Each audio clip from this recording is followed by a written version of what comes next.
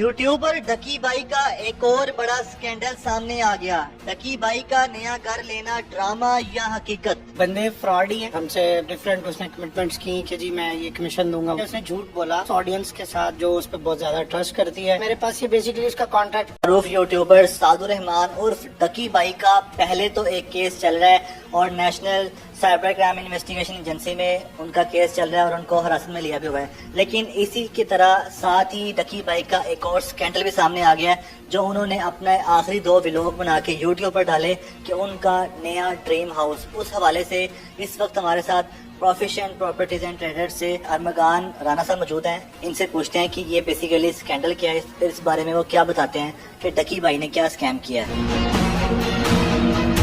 डकी भाई ने ये हमसे घर लिया जी रेंट पे और हमसे डिफरेंट उसने कमिटमेंट्स की कि जी मैं ये कमीशन दूंगा वो कमीशन दूंगा, बट वो उन पे फुलफिल नहीं की उसने। बेसिकली मेरा पॉइंट ये नहीं है कि उसे कमीशन नहीं दी, मेरा पॉइंट ये है कि उसने झूठ बोला अपने उस ऑडियंस के साथ जो उस पर बहुत ज़्यादा ट्रस्ट करती है। बच्चे हैं और सारे यंगस्टर्स, उन सारी जनरेशन को ये खराब कर रहा है। प्लस जो ड्रीम हाउस आपने बोला, मुझे भी सुन के ये हंसी आई कि ड्रीम हाउस तो वो होता है ना जो बंदे ने ड्रीम देखा हो कि यार ये घर मैंने लेना ही लेना है, वो अपना भी हो, बाय करे उसको, तो उसने वो नहीं किया। मेरे पास ये बेसिकली उसका कॉन्ट्रैक्ट भी है जो उसने रेंट पे लिया 4.5 लाख रुपए में, और फिर अपने दोस्तों को वहाँ पे इन्वाइट करके कह रहा होता है कि जी मैंने ये घर लिया है, ये है वो है। बेसिकली ये घर रेंटेड है और उन्होंने ये घर रेंट पे हमसे लिया। अब उन्होंने जब ये लेटेस्ट वीडियो अपनी व्लॉग डाला, देन मुझे पता चला कि यार ये तो झूठ बोल रहा है और बच्चे सब खराब हो रहे हैं। देन मैंने ये स्टेप लिया। डकी भाई जिस घर को अपना ड्रीम हाउस कह रहा है और व्लॉग में बता रहा है, वो घर किस जगह पे है, कितने मरले का, ये कनाल का घर है और कब बना था, कितना? जी ये फेज 7 का घर है, एक कनाल का घर है। ये हार्डली ये 5-4 महीने पहले की कंस्ट्रक्शन है बस। तो इस कॉन्ट्रैक्ट जिसको मैंने पढ़ा है उसके अकॉर्डिंग लिखा हुआ है कि डकी भाई जो है जून 2025 से किराया देगा और ये 11 महीने का कॉन्ट्रैक्ट है। उसके बाद या तो एक्सटेंड किया जाएगा जो भी। तो इसके हवाले से बताएगा डकी भाई किस तरह आपके पास है, कैसे रब्ता किया, कैसे घर पसंद किया, और जिसको ड्रीम हाउस कह रहे हैं क्या इसको ढूंढ के निकाला है या किस तरह से आप तलाश? नहीं जी, डकी भाई इधर मेरी टीम मेंबर है एक, उनके पास आए थे और उनसे उन्होंने कांटेक्ट किया कि जी मुझे एक घर चाहिए रेंट पे।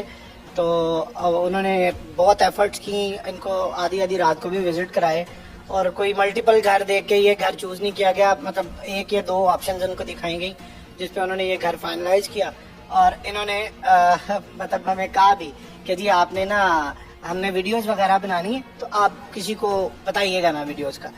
बट हमें ये नहीं पता था कि ये झूठ बोलेंगे और कहेंगे मैंने घर बाय करना है। तो झूठ के तो मैं खिलाफ हूँ भाई, झूठ इसने बोला तो दैट्स व्हाई मैंने। इन्होंने आपको डकी भाई ने बताया था कि जो मैं वीडियो बनाऊंगा, वीडियो का तो बताया था, लेकिन ये बताया था कि वीडियो में अपना घर शो करूंगा जाती? ये बिल्कुल नहीं उन्होंने बताया कि जी मैं अपना घर शो कराऊंगा। हमें इसने वीडियोस का कहा, हम समझते रहे कि जैसे ये नॉर्मली अपने घर की वीडियोस बनाता है वो बनाएगा, बट ये नहीं, इसने हमें कहा था कि जी मैं अपना घर शो कराऊंगा। तो डेफिनेटली अगर ये कहते तो लैंडलॉर्ड को भी इस पे एतराज होता। ये तो 420 है ना बिल्कुल कि आप धोखा दे रहे हैं और फ्रॉड का केस है, आप उस पे कब्जा करना चाह रहे हैं।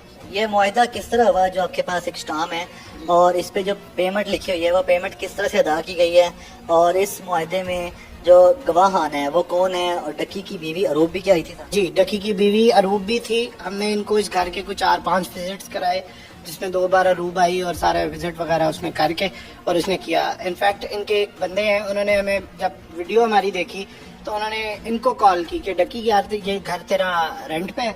तो उन्होंने ये बात कही कि वो ये तो अरूब और मेरे अलावा किसी को पता ही नहीं है। तो उन्होंने उनको बताया कि नहीं भाई अब 2-2.5 लाख बंदे को इसका पता चल गया, इतने बंदों ने ये वीडियोस देखी हैं और इसकी पेमेंट जो है उन्होंने ये उनको लैंडलॉर्ड को थ्रू कैश ही की है।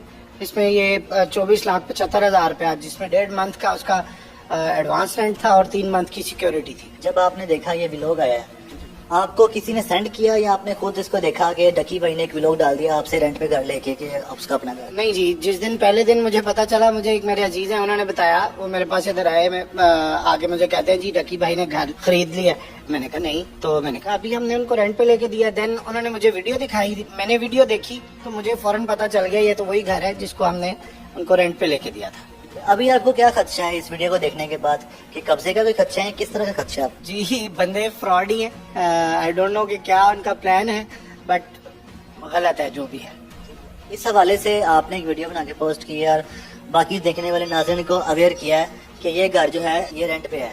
तो इस हवाले से बताएं कि कोई कानूनी कार्रवाई भी करेंगे, कोई कंप्लेन वगैरह भी करेंगे, और जो घर के मालिक हैं, क्योंकि आप तो एक प्रॉपर्टी डीलर है ना, तो घर के जो मालिक हैं उनकी तरफ से कोई इतराज है? जी, घर के मालिक से हमने नहीं कांटेक्ट किया, बट जो खदशात हैं वो कुछ भी कहा जा सकता है। अभी तो वो वैसे ही कई सारे फ्रॉड के केसेस में अंदर हैं, तो मे बी अगर उनके साथ ये ना होता और ना उनको पकड़ते तो मे बी कुछ भी हो सकता था जी। वो फ्रॉड का केस है और सारा कुछ ना। एक प्रॉपर्टी डीलर की कितनी जिम्मेदारी होती है कि किसी शख्स का जो घर होता है वो आपके पास वो रखवाते हैं कि इसको रेंट आउट कर दें, फिर आप किसी को रेंट आउट कर दें और वो इसको अपना जाहिर कर दे, तो ये प्रॉपर्टी डीलर की कितनी जिम्मेदारी इस चीज़ को, मतलब कि इस पे नज़र रखना? जी भाई, इसमें 100% प्रॉपर्टी डीलर की रिस्पॉन्सिबिलिटी होती है। हम कोई भी कॉन्ट्रैक्ट कराते हैं, हम उसको पहले तो जो भी मुतलका इदारा है उसमें रजिस्टर्ड कराते हैं, उनकी पुलिस वेरिफिकेशन रिपोर्ट होती है, देन जो लोग उस घर में रहेंगे उनकी रजिस्ट्रेशन होती है पुलिस में। प्रॉपर्टी डीलर ही उस घर का 100% रिस्पॉन्सिबल होता है। लेट्स सपोज कल को कोई बात होती है तो वो लैंडलॉर्ड भी प्रॉपर्टी डीलर को पकड़ेगा। अगर लैंडलॉर्ड टेनेंट के साथ कुछ ज्यादती कर रहा है तो टेनेंट भी जाके प्रॉपर्टी डीलर से ही कहेगा कि जी आपकी रिस्पॉन्सिबिलिटी थी, इसको क्लियर कराएं। टकी भाई या उनकी वाइफ की तरफ से कोई आपके पास आया है कि इस वीडियो को रिमूव कर दें, इस मामले को दबा दें? दबाने के लिए कोई आप पे प्रेशराइज भी किया हो? भाई प्रेशराइज तो मैं किसी के प्रेशर में नहीं आता। मुझे बहुत से लोगों ने, जो मेरे अपने लोग हैं, जो मेरे बड़े अजीज भाई हैं, उन्होंने मुझे कांटेक्ट किया। मैंने उनकी कई कॉल्स नहीं ली कि मुझे डेफिनेटली इसी मामले पे बात कर रहे होंगे। देन फिर मुझे किसी और सोर्स से पता चला कि आपको फलां बंदा इस हवाले से कॉल करना चाह रहा है। मेरी बात हुई उनसे, उन्होंने कहा जी आप प्लीज़ इसको रिमूव कर दें वीडियो को, और आप से कल आके मिल लेते हैं। बट वो उसी दिन डकी को अरेस्ट कर लिया गया तो वो नहीं आ सके।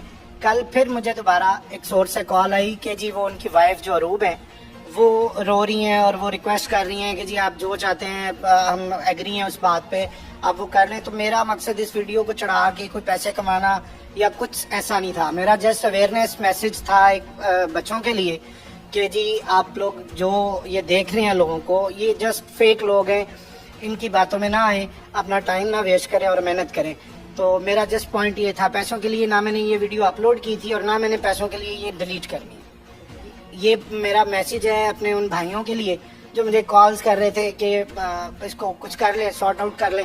बट भाई ये सॉर्ट आउट करना, कंप्रोमाइज करना है अपने बच्चों के फ्यूचर पे। आप कह रहे थे कि जब आपने ये वीडियो पोस्ट की तो काफी लोगों ने आपका शुक्रिया भी अदा किया कि आपकी वजह से हमारे घर में जो बच्चे जिद कर रहे थे कि नया घर लेके दे हमें, डकी भाई ने लिया है। तो इस तरह का क्या मामला चल रहा है? जी मुझे बहुत सारे पेरेंट्स ने, मैं खुद एक बाप हूँ, मुझे खुद एहसास होता है कि कल को मेरे बच्चे ये फरमाइश करें। मुझे कई सारे लोगों ने कॉल की कि आपने बहुत अच्छा काम किया, हमारे बच्चे हमें हर रोज नई फरमाइश कर रहे होते हैं कि डकी ने ये कर लिया, फलां यूट्यूबर था उसने ये कर लिया। ना तो वो कोई काम करते हैं ना अपना पढ़ाई पे फोकस करते हैं। तो उन लोगों ने बड़ा शुक्रिया अदा किया कि जी आपने बड़ा अच्छा स्टेप लिया है। जैसा कि आपने कहा है कि फेक लोग होते हैं सोशल मीडिया पे, इन्फ्लुएंसर अपने व्लॉग बनाते हैं, अपनी फैमिली लाइफ, फैमिली व्लॉगिंग करते हैं, तो उनको देख के लोगों की जो है ना बच्चों के फ्यूचर तबाह हो सकते हैं या हो रहे हैं।